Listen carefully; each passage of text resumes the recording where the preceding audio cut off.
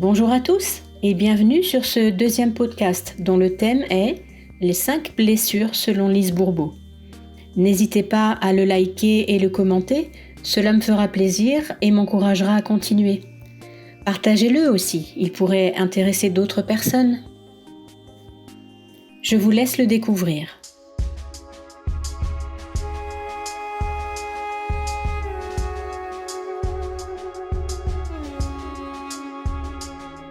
Dans le prologue, nous nous sommes interrogés sur la raison pour laquelle nous vivons des situations compliquées, douloureuses parfois, et sur ce que nous devons comprendre à travers ces expériences. Nous avons évoqué que des réponses seraient trouvées sous l'angle des 5 blessures, selon Lise Bourbeau, auteure et fondatrice du Centre de relations d'aide et de développement personnel Écoute ton corps. Selon elle, toutes les souffrances de l'humain peuvent être condensées en 5 grandes blessures. Celles-ci apparaissent par ordre chronologique dans le cours d'une vie. Il s'agit des blessures de rejet, d'abandon, d'humiliation, de trahison et d'injustice. L'acrostiche « trahi » permet de mettre en lumière le fait que chaque fois que nous croyons subir ou faire vivre une de ces blessures, tout notre être se sent trahi. Notre ego fait tout ce qu'il peut pour que nous ne voyions pas nos blessures, parce que nous lui avons donné ce mandat inconsciemment, écrit-elle.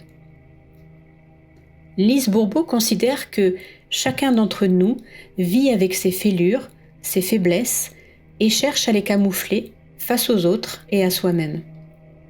Afin d'éviter la souffrance attachée à ces blessures originelles, nous nous créerions des masques qui nous permettraient de prétendre que nous ne sommes pas blessés par ces dites blessures. Elle a ainsi dressé un portrait de ces masques, chacun correspondant à une blessure spécifique. Ainsi, la personne qui a été victime de rejet va avoir une attitude de fuyant. La personne qui a été abandonnée va devenir dépendante des autres. La personne qui a été humiliée va devenir masochiste. La personne qui a été trahie va devenir contrôlante. Et la personne qui a subi des injustices va devenir rigide. Cependant, si ces masques nous ont permis de survivre et de nous adapter, enfants, à notre environnement, ils seraient aussi des obstacles à notre épanouissement personnel. En effet, ces blessures impactent toute notre vie. C'est comme un filtre que nous avons devant les yeux. Ainsi, une trahison, un sentiment d'abandon ou un manque d'amour peuvent-ils conditionner notre existence si nous n'en prenons pas conscience.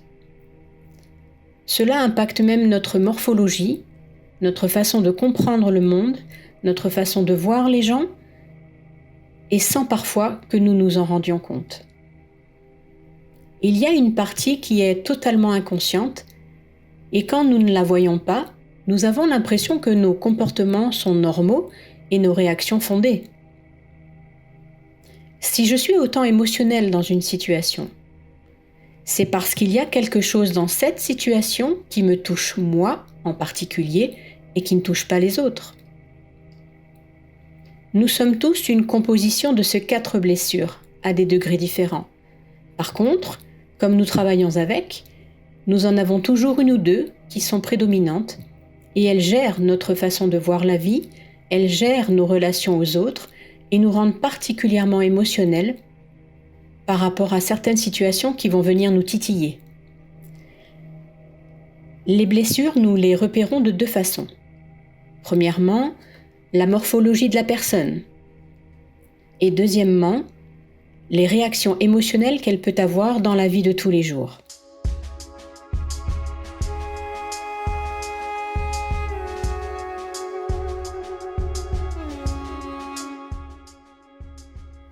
Dans le prochain article, nous aborderons la première d'entre elles, la blessure de rejet. L'article final abordera la façon dont nous pouvons guérir ces blessures. À bientôt!